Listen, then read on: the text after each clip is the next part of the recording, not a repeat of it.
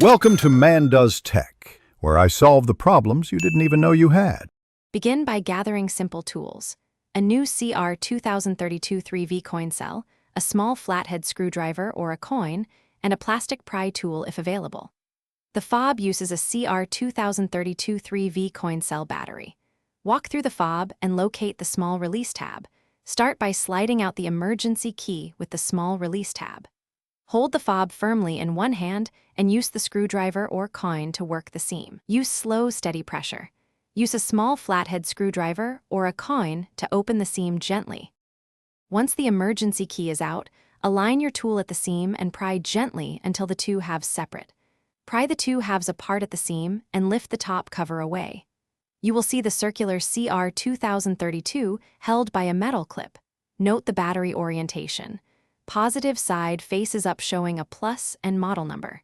Use a plastic pry or your thumbnail to lift the battery. Remove the old CR 2032 with a plastic tool to avoid shorting or skin oils.